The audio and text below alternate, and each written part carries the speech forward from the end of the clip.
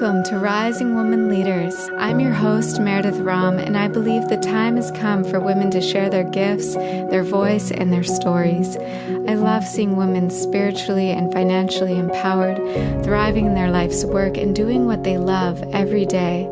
I've gathered a community of women living their dreams to tell us their stories and inspire us to step into more courage, self-love, and feminine leadership. If you like this podcast, use the hashtag RisingWomanLeaders, follow me on Instagram at Meredith Ram, and sign up for email updates at risingwomanleaders.com to get all the new and inspiring content. Now get cozy with a journal and a cup of tea. I hope you enjoy today's show. I am so excited and honored to be sharing this episode with you today.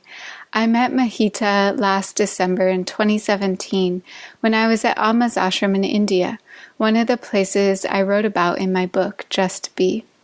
7 years had passed since my very first visit to India and Amma's ashram, and I was so excited and looking forward to going back to one of my very favorite spots, the meditation beach. This was a beautiful stretch of beach on the Arabian Sea where I used to cherish the sunrises and sunsets, practice yoga, write in my journal, and drink chai. I imagined what it would be like to arrive again at this very spot. I was hoping for union, merging, expansion, love, connection to the ocean. But at first, all I saw was a recycling center erected in the very place where I used to sit. Trash was everywhere, mountains of it waiting to be sorted. My first reaction to this was that I was a little pissed off. My ego was on fire, thinking, how could they do this in this very sacred spot where I remembered my heart? Now there was just trash everywhere. And then, of course, a few days later, I was assigned Saiva, selfless service, to work at this very recycling center. And it was there that I met this woman, Mahita, who was one of the very few pioneering waste management in India. And as I showed up ready to work with the trash, she showed me what 3 months of soft plastic waste looked like at the ashram. This wasn't even including water bottles, which are considered hard plastic. The amount of this soft plastic trash was enormous. It was a mountain, and there was literally nowhere to put it. Every few months, there was a small chance a truck would come to pick it up and to sell it. But otherwise, it would go back into the earth, taking thousands of years to degrade. And that was when I really felt my heart. And I saw how I was contributing to all of it, how we all are, and how in the West we often just don't see it. We know that it's happening, but it's not staring us in the face the way it was staring at me in India. Then she told me of how every moment she is sorting trash, she thinks of how the breeze caresses her skin, and how the sight of the ocean reminds her of her sacred work for Mother Earth. How sorting trash is her worship to this mother. Even though she was knee-deep in garbage for most of the day, she knew that it was all worth it, for her mother, for our beautiful planet. After I had my Saiva experience here, I sat next to the ocean, and I watched the sunset amidst the trash, and I really let myself feel my heart. I let myself feel the pain. I cried. I knew what it was to feel truly humble and helpless and to not know.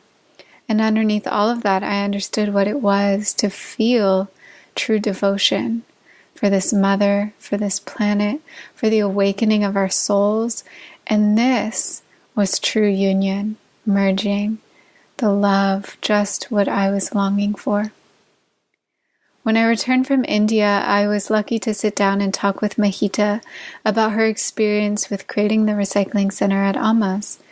We also talk about the current state of the world when it comes to waste management and what we can actually do to make a difference. We recorded this interview over Skype while Mahita was at the ashram, So you will probably hear the sound of rickshaws and all the other sounds of India in the background. This conversation touched me very deeply, and I am so honored to share it with you all today. I'm here today with Mahita Gorris, who I met when I was assigned a Saiva at the Amrita Puri ashram in India. This is the home of the Indian guru Amma. She is the director of the Waste Management Center, and my time there really had an impact on me. And so I'm really grateful to have Mahita here today to share with us about the work that she's been doing. Thanks for being here, Mahita. Oh, Namah Shivaya. Thank you for having me. Yeah. Well, my first question, I'm just curious, I don't even know much about this, but how did you first come to meet Amma, and what was that experience like? I was very lucky. My parents were both traveling the path of Sanatana Dharma before I was born, and before they had even met. My parents both had gurus in another Indian saint, and they were learning meditation, they were teaching meditation. And so when they met and had me, and we lived our lives according to basic Sanatana Dharma, Hindu mysticism, and mind-body awareness practices. So when you're traveling that path, it's actually quite easy to meet Amma, because there's not that many of us at the time I was growing up as a kid. And when a guru or a saint or a respected master would arrive in the country, the whole community of all the various Hindu or Sanatana Dharma faiths would sort of get together and share, oh, so-and-so is here, so-and-so is here, and it was just a great time to always go and meet any great saint that came. So I just remember hearing about Amma actually years before I even got to see her. But one thing is for sure, the second I walked into the hall, the program hall, I just knew. There was no molecule of my being that didn't know that the whole reason I was born was to serve this cause, this purpose. I didn't even know what that purpose was. I just knew that there was something so perfect and vast going on, and it all made perfect sense. Not to my mind, but to my heart and to my being, and I wanted to be a part of it. Yeah, I think Amma has that effect on people of just that first moment. I remember as well, just feeling so in my heart, and especially after having my first hug, just such a pure presence and stillness that I think so many of us are looking for. It was so beautiful. Yeah, and I was filled with an understanding that all the work I had been doing all through my childhood and my life growing up, none of it ever made sense. And I mean, I was a good student, and I had interests. You know, I was talented. I had things I liked to do and could have been better at if I studied and applied myself and went to college, and I tried. Just there was missing and lacking that purpose behind it for me. And somehow she just put it all into perspective. Mm-hmm. Yes, and could you share just a little bit about the underlying principles of the Sanatana Dharma? Well, Sanatana Dharma literally translates to eternal truth. Truth is more than just saying or speaking the truth. Truth is actually, when you speak of Sanatana Dharma, you're speaking of the truth of being, the truth of the entire cosmic universe, the truth of the eternal indweller within each body and its unity or connection to all that's manifested or unmanifested around.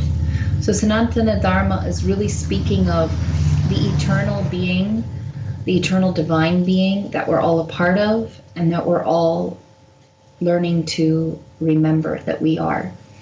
And Sanatana Dharma encompasses a lot of disciplines and scriptural guides and some traditions that are all aimed at helping the soul, the jiva, the individual soul, reunite with the eternal soul, the all-encompassing soul.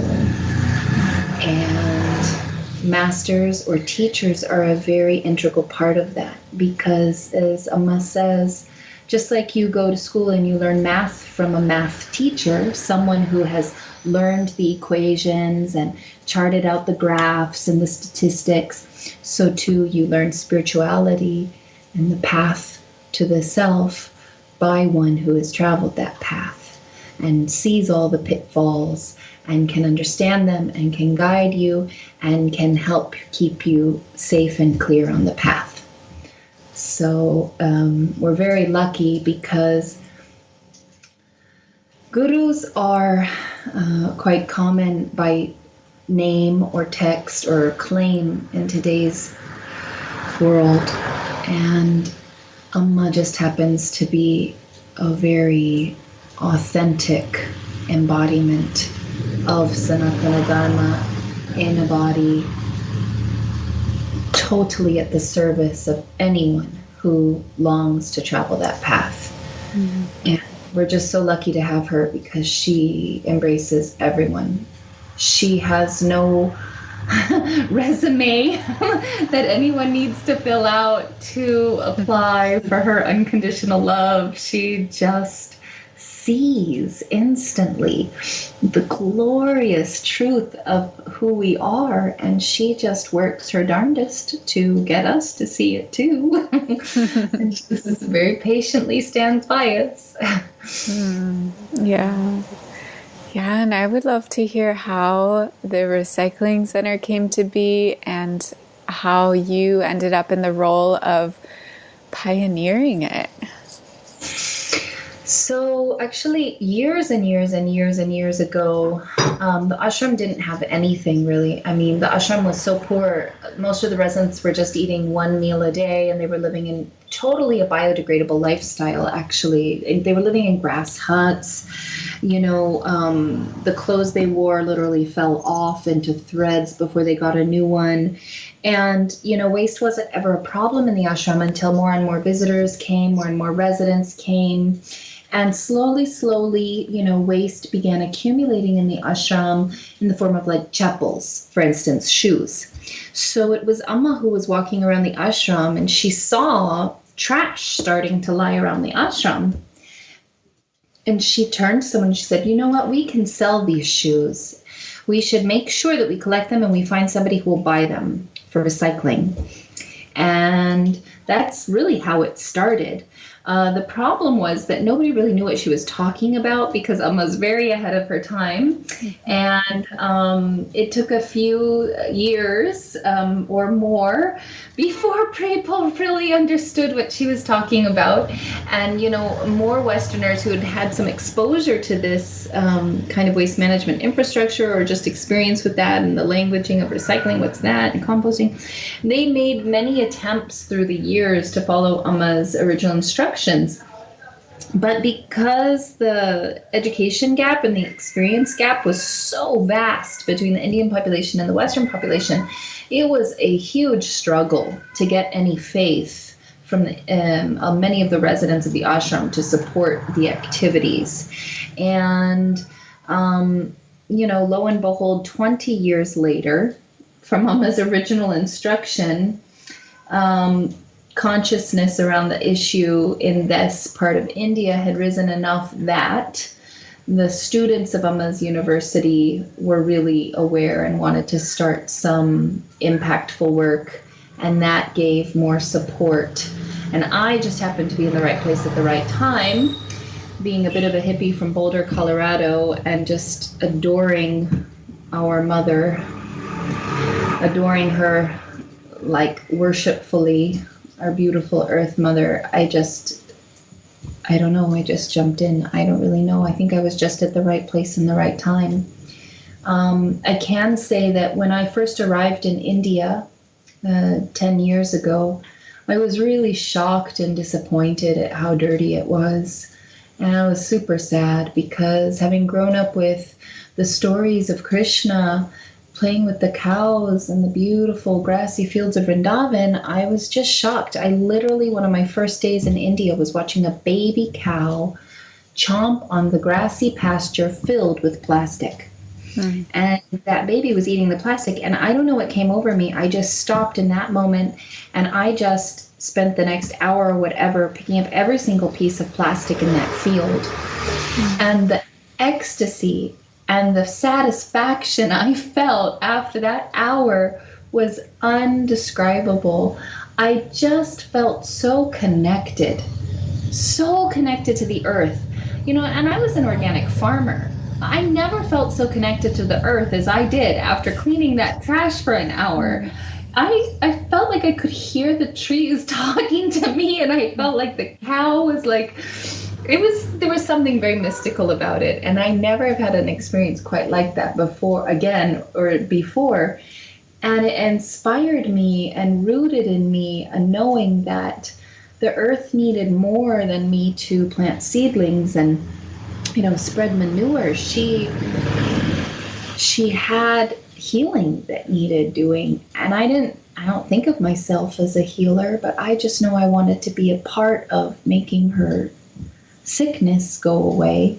And Amma has since said recently, she said that we shouldn't be like people who leave scars on the face of the earth.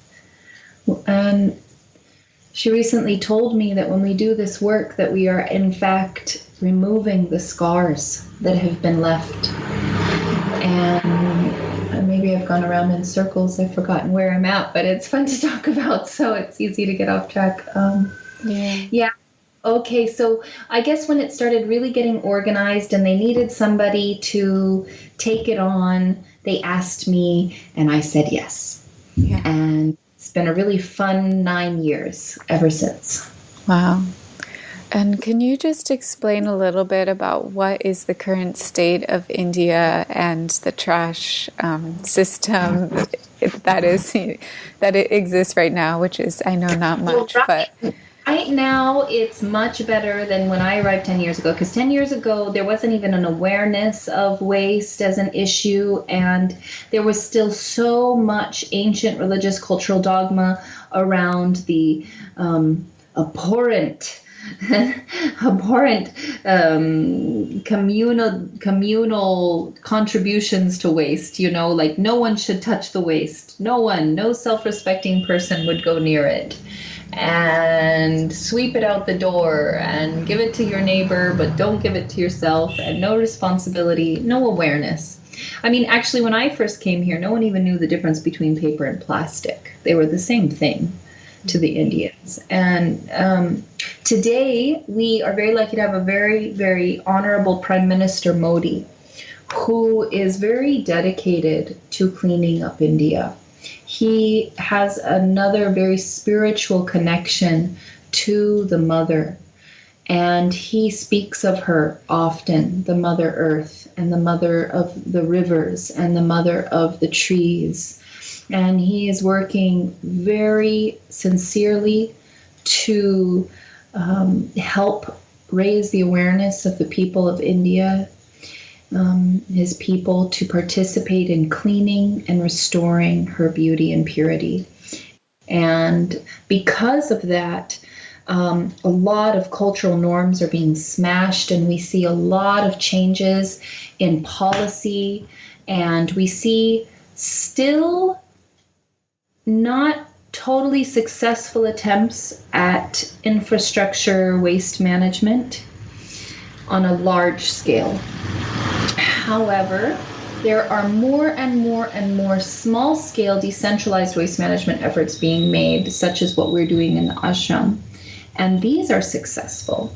And they're very creative. And in fact, a lot of what's being done in India that is successful is far more creative than what we do in America. And there is so much faith here in composting and worm composting and efficient microorganisms and biogas and all kinds of organic decomposition techniques. And, now they're making plastic bricks and they want to start making construction with waste. They're actually having so much potential. It's just difficult to get it going on a large scale, I guess. Let's put it that way. Mm-hmm. Small pockets of success. Wow. Yeah, that's really interesting to hear all the different creative ideas around it. I wanted to hear also your kind of definitions of Saiva and karma yoga and just what you said about being in that field and like how you felt after picking up that trash. And I wonder if you could just share a little more about that. When we offer ourselves in service like that, what can happen? So there's Saiva and there's also karma yoga. And karma yoga is what Sri Bhagavan Krishna speaks of in the Bhagavad Gita. And Saiva is, there's three kinds of Saiva. There's a Saiva when someone says, hey, can you help me with this? That's one kind of Saiva. And there's the other kind of Saiva, which is when you sort of have an assignment, like, it's your job to take care of this, watering this tree. And you're not going to be paid for it, but that tree is going to benefit generations to come. And it's your job and it's your duty and you do it every day. That's the second kind. And the third kind of Saiva is when you do something without anyone asking you, without anyone knowing about it, and without even your intention for any single result at all. And that is the highest form of Saiva. It is the pure and spontaneous overflowing of selfless service coming straight from the heart, dedicated to God, dedicated to God's children of any kind. And it's really like a dance of love, and it can't be planned, and you just have to pray that the divine gives you that inspiration every single day, because it is really the most beautiful grace I've ever felt. So that day in the field was like that. And I have been blessed to have many more opportunities where I just find myself jumping into a situation, and I just count that as Amma's grace. Because it's so easy to see something that needs to be done for the benefit of something bigger than yourself. And it's so easy to come up with so many excuses why that can't be done right now. Okay, but I have to do my laundry. Okay, but I have that dinner appointment I'm a little tired for. And what I've really appreciated about living in spiritual community under Sadhguru's guidance, like Amma, is that she has designed this whole community around the ideal of serving selflessly for the benefit of others. And there are so many opportunities to go beyond one's limitations mentally or physically or emotionally and try to go out of your comfort range, your likes and your dislikes, and just do something good. And that goodness feels like $1 million. I don't know what to tell you. It can't really be, it can't be compared to anything I've ever experienced. A satisfaction before. I mean, I remember being crowned prom queen, okay? It was a great day because me and my best girlfriend, we both shared that night together. we tied, right? So it was incredibly wonderful and significant. And I went to a private school. It was Maharishi School of the Age of Enlightenment. We all meditated together, and you just knew we were part of a community. And, we weren't necessarily elected prom queens because we were the most beautiful or whatever. It was just because we were friendly. And that, most people would mark as a significant accomplishment in a young person's life, and they would feel it, or maybe they would remember it the rest of their lives. But it's even stupid to use that as an example. Because it just doesn't even compare. It just doesn't even. I'm just trying to think of some great award that you would win, and it just doesn't even compare when you find yourself really not even thinking and just giving. Yeah. But you can't claim it because, like I said, it's only Amma's grace that I even get inspired like that. It's not easy. And now I attribute the true service to continuing on for so long because, in the beginning you have all this inspiration and you have so much enthusiasm and everything is just so incredibly fresh and exhilarating. And then it's next year. And then the next year, and then the next year, and the next year, and the trash keeps coming, and it's still dirty, and it still smells, and you still wake up to a bag of poop, or someone's baby diaper that they had sitting for a week, or, someone's moldy cheese from France that they only are throwing out 3 weeks later. And, you keep going because, no one else is going to do it. So that's also Saiva. It doesn't feel quite as exhilarating, but it actually feels very deeply satisfying because I know if I didn't do that every day, there's nothing else I could fill my day with that would be any more purposeful. Yeah. I think quite a lot of the epidemic of depression and sadness that a lot of people are feeling in the West actually really has to do with our culture around like the achievement and the accomplishment and the separation that we tend to have with each other, or the competition, and instead of cultivating this mindset of like, wow, how can I give? How can I help? Where can I be of service? It's really true. The happiest people in the world are those who give.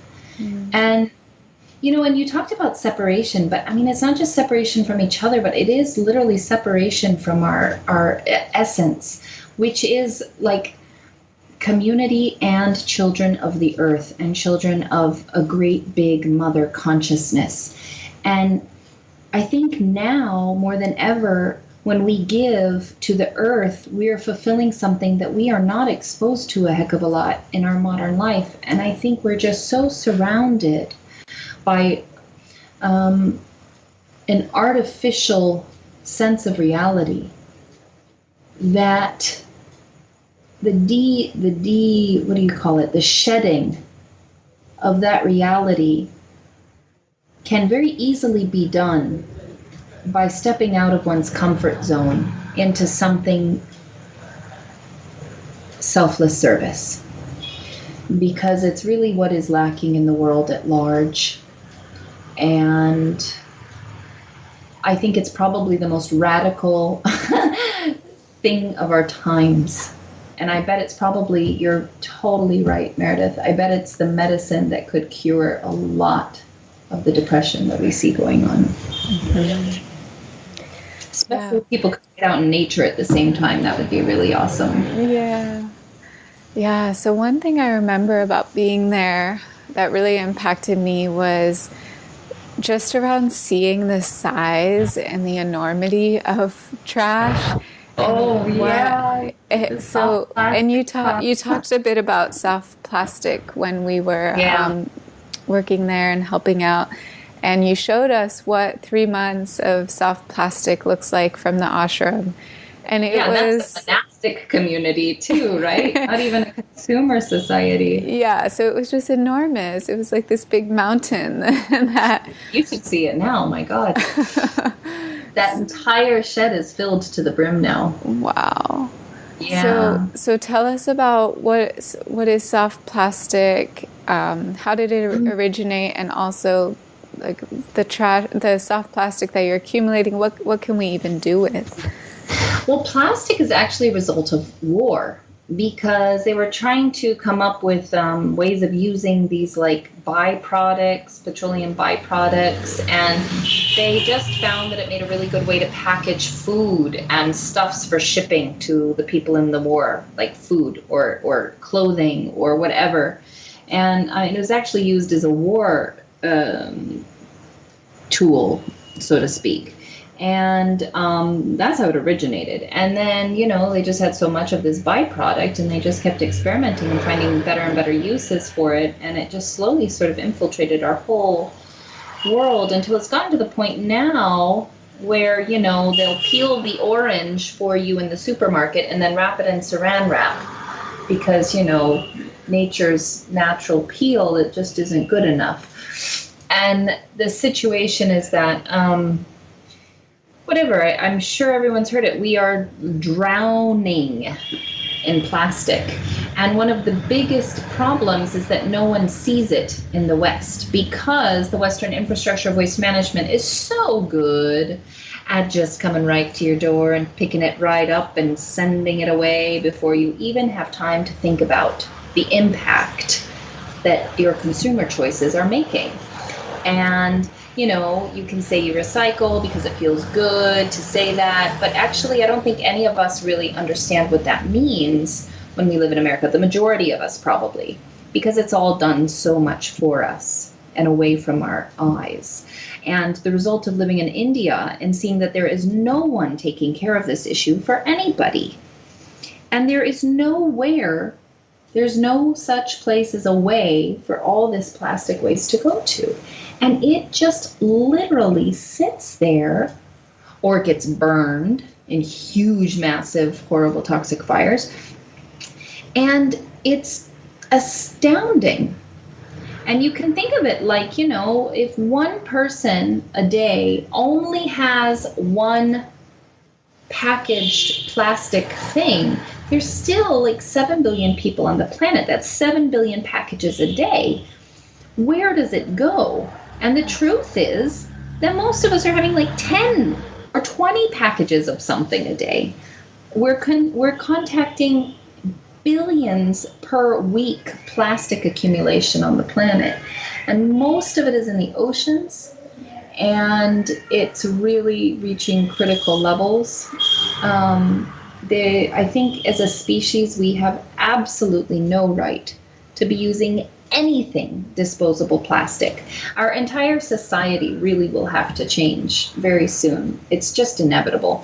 I heard in Europe now, I'm so excited about this. In Europe, in the UK, hundreds of villages, they live in little Commonwealth villages, basically got together and decided they would go in like dozens at a time to grocery stores, to supermarkets around.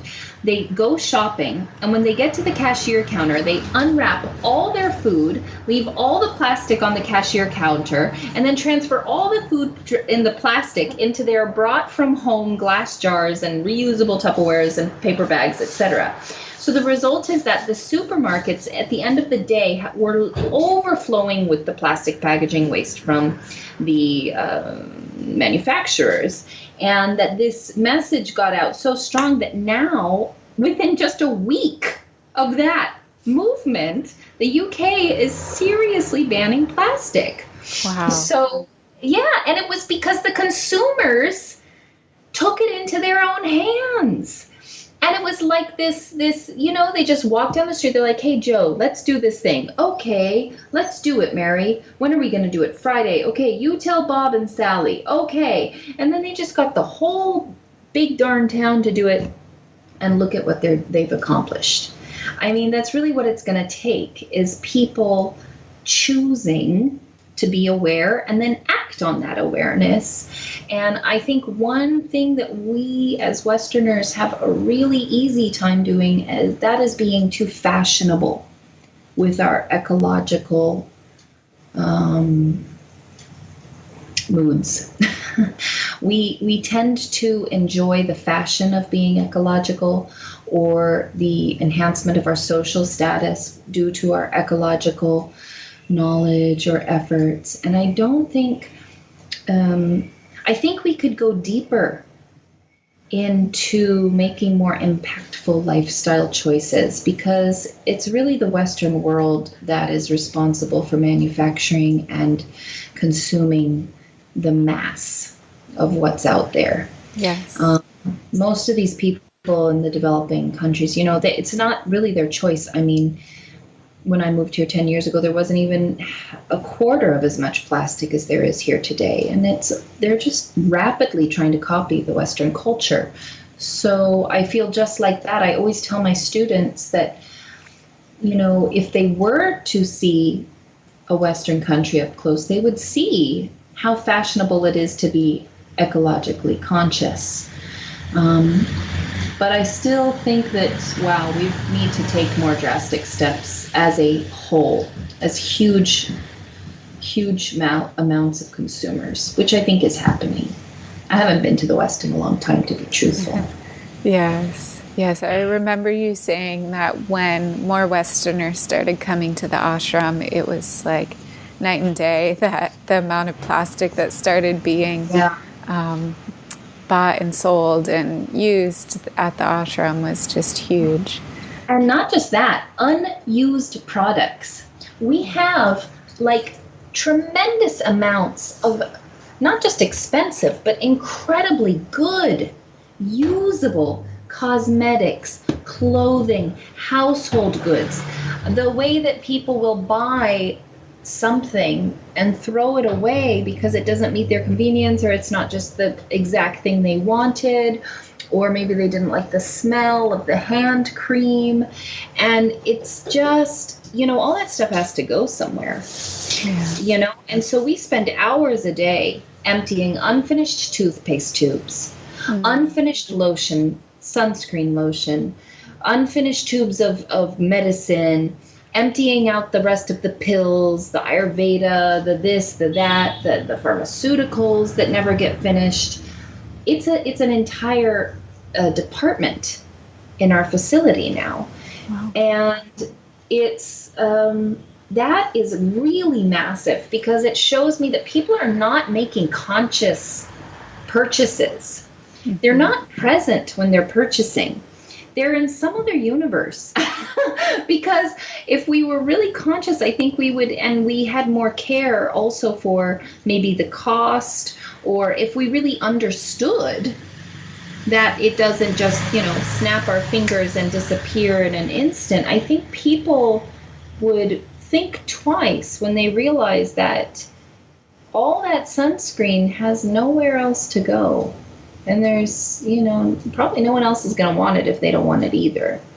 So I would say that's something over this last year, we've been working on our awareness of this fact, that the more present and conscious we are when we shop, the less unused product we're going to be putting into the stream. Yeah.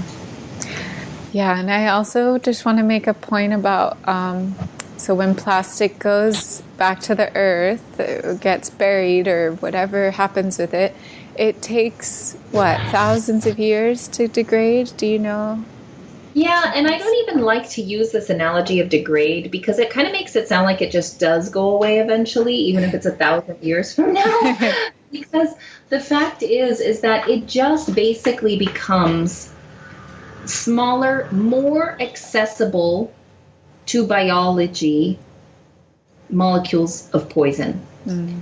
It doesn't go anywhere, become anything other than tiny microscopic pieces of the 250 various toxic chemical compounds that made it, which become very bioavailable to plants, animals, water systems, earth systems, air, It just spreads. Right. So even the fact that it breaks down is actually worse. And that's the real problem in our ocean, is the microbeads. And you can even see now that in our city water supplies, the amount of microplastics has reached really hazardous levels just in normal tap water. And you know what it's from? Is washing our laundry.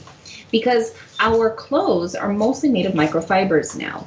Very highly synthetic and very highly sophisticated plastic polymers that, are so soft. We've got micro fleece. We've got, all kinds of cool, modern, awesome technology to make the best, non-staining, non-wrinkling clothes. But all of those small microscopic flecks of those fabrics have gone into the water supply. And they actually have to develop entirely new technology around filters to try to get out these plastics. Wow. They're finding plastics in salt now that we harvest from the ocean. Like small microscopic plastic is now coming through our salt mines. So then basically the amount of plastic we're all ingesting on a daily basis now is quite insane. Which just shows that the smaller the plastic, the more dangerous. Okay. And plastic breaks down with sunlight, so it's photodegenerative. It doesn't break down, actually. It's safest, if you do have to store plastic, it's safest to store it in the dark, under the earth. In a well-sealed thing. That's better in some sense for storage, per se, because sunlight is the element that's going to break it down. But there are technologies that can take plastic, but I'm really interested in seeing how we can continue with these sort of truly organic plastic knockoffs. I've heard now they have like sugarcane packaging. I'm really interested in looking at that. Tapioca packaging. Or even just people not buying so much stuff. Yeah.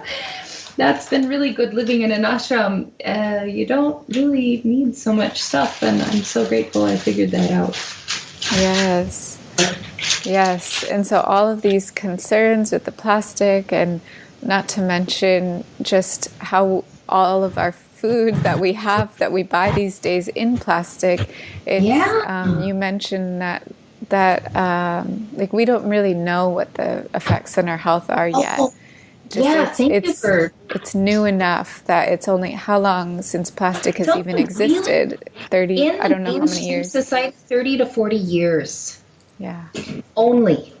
There have not been any tests really to show the actual effects of this particular kind of lifestyle is going to have on us in the long run as a species. And, they haven't even done testing on compound chemical interactions, in a lot of our cosmetics, and let alone how really eating food, which is basically, so let's look at a chip. A chip has a sharp edge to it, okay?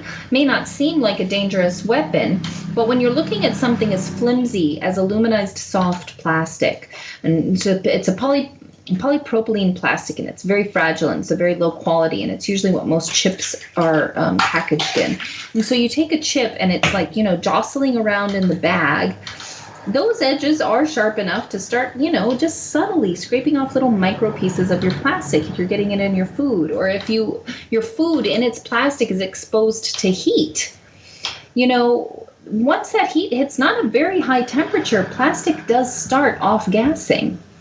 And there's up to 250 chemicals mixing to make plastic, and those chemicals are off-gassing into our foods. We just don't know. It's very funny when you think about introducing something like this onto such a large scale without any real tests. But it was a war product, so what to do? They're not really thinking about human life when they start war, Yeah, absolutely. And I would just love to hear so there's a lot here that can be kind of sad, thinking about what's happening to our earth. What motivates you, and what helps you to keep showing up, and what do you think about? What do you call upon? Well, I'll get misty-eyed when I talk about it. Um, I don't, like when I was a little girl, we had like the Earth Mother, and you draw your circle of the Earth, and we'd all call her Mother Nature. And I don't think that really hit me in a very graphic place inside of my being. Even as a farmer, that started growing in me. But something happened to me living in a community where I knew so much more intimately every single person and would see them. We're a community of about 5,000 regulars, and you just get to know people, and you see their faces, and you hear, oh, that person has cancer, or that person's daughter just died of cancer and she was only 20, or you just start seeing people. And then you start looking around your home of your community, and you start seeing how connected we people are to it, that land. And then also some shift happened in me where I stopped looking at Mother Earth as this sort of concept. And she really literally has become a real person for me. She is alive. She's alive. She's the air. She's the breeze. She's the spray from the ocean hitting my face. She's the light in the morning. She's the whole conglomeration of gorgeousness that is inspiration. Like nothing is inspiring anymore unless it has some bit of her in it for me. And I started to see her as very human, the earth. And I didn't want to feel disconnected from her anymore. And I wanted to have a more intimate relationship with her. And I just found I wanted her to be someone for me and not just this concept of a globe or the body of the earth. And I think that desire made that real. And I feel like she's my mother and my friend, and I really want to be there to be a part of her, helping her raise her children. I mean, I'm one of them, but it makes it so much more fun like that, to really like make her an intimate part of my life. And I'm really lucky because I have a Sadguru who's also a woman. And it happens to be easy for me to transpose those two beings into one being. And so when I look at Amma, I see Bhumi Ma, the Earth Mother, and I feel they are one. And so I have an easy relation because I have so many good tools I can use. Living in a very underdeveloped country, living in a community, living in a spiritual community, it's been very easy to develop that kind of connection to the earth. And I also see, to be perfectly honest, we have no other choice. I see what happens when I get tired and lazy. One day, if I get tired and lazy, I see the result. I see what happens to the trash. That trash that day won't get sold because I was too tired and lazy to do the right thing with it to make sure someone's going to buy it. And I can see it. I can see the amount, and that keeps me going because I just don't want to be a part of something that's a failure like that. I need to try every day to do my best because it doesn't feel good not to. Thank you so much. So my last question, Mahita, is just for the people that are listening and have felt touched just hearing more about this. What can they do? Where would you suggest they start with actions and steps they can take to creating a more beautiful planet? Scientifically speaking, I don't think people need to move to India or, give up their lives and dedicate it to a nonprofit organization. But I could say that if everyone could meditate every day on what is essential for life, if everyone could somehow meditate on the reality that paper is a tree, that plastic is oil mined from the ocean or the earth at the cost of so many lives, that metal is in our lives because someone blew up a mountain. I think we all need to really relate to the source of our resources and really understand the full cycle of how we have what we have today. And just meditate before you go shopping. Really, I'm not kidding.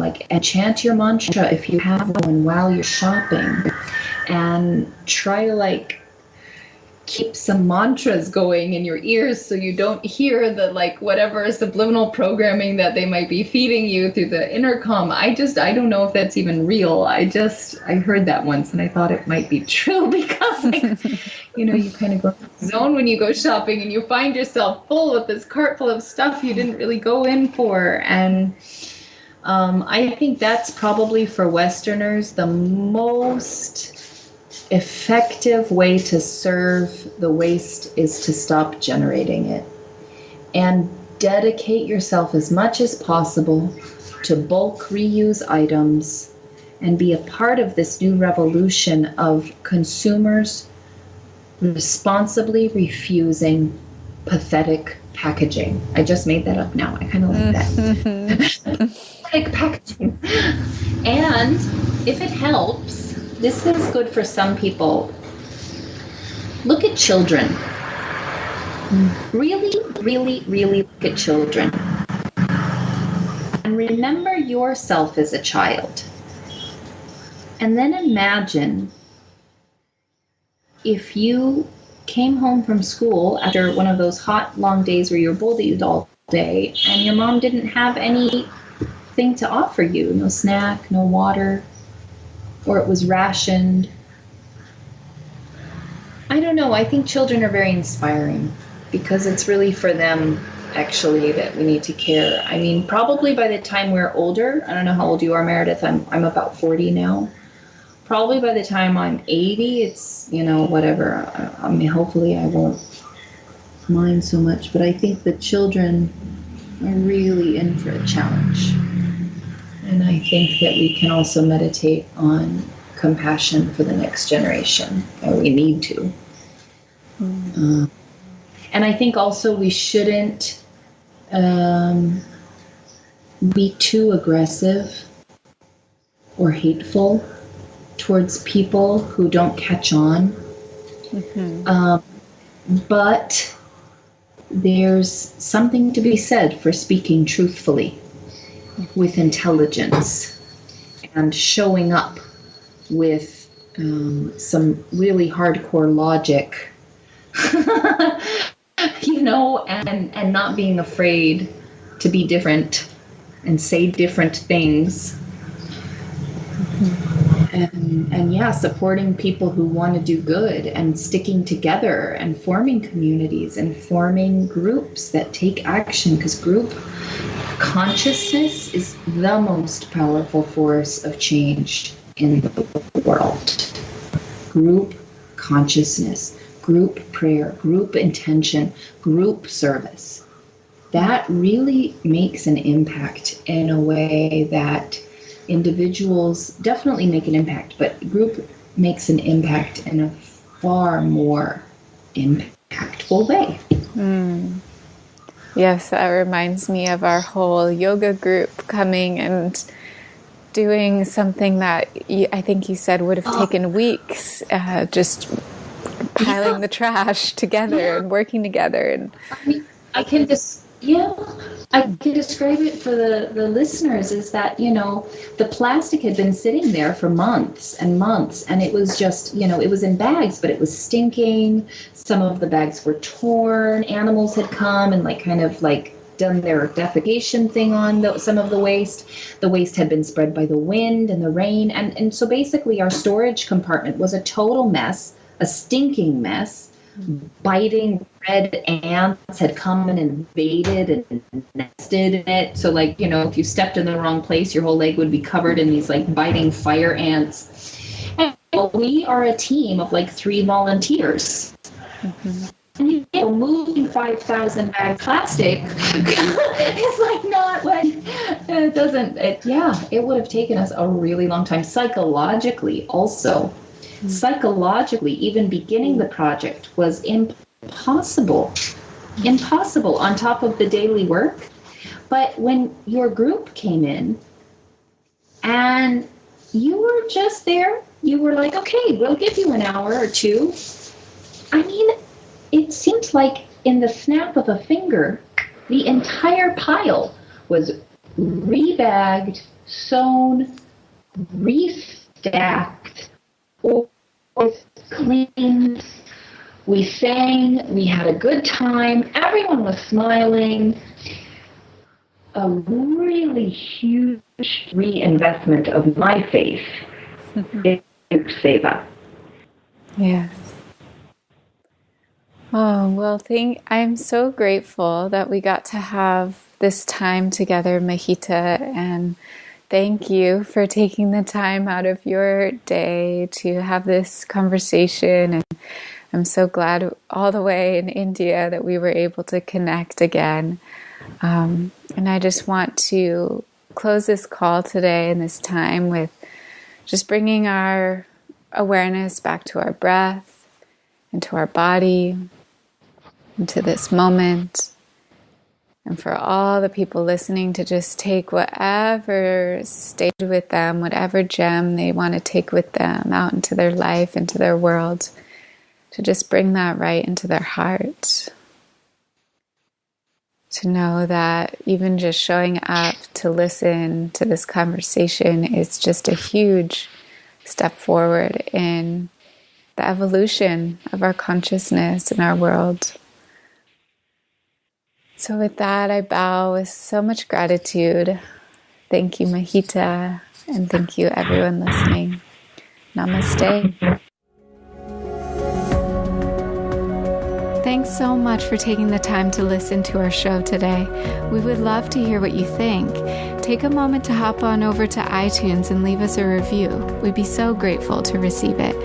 Until next time, namaste.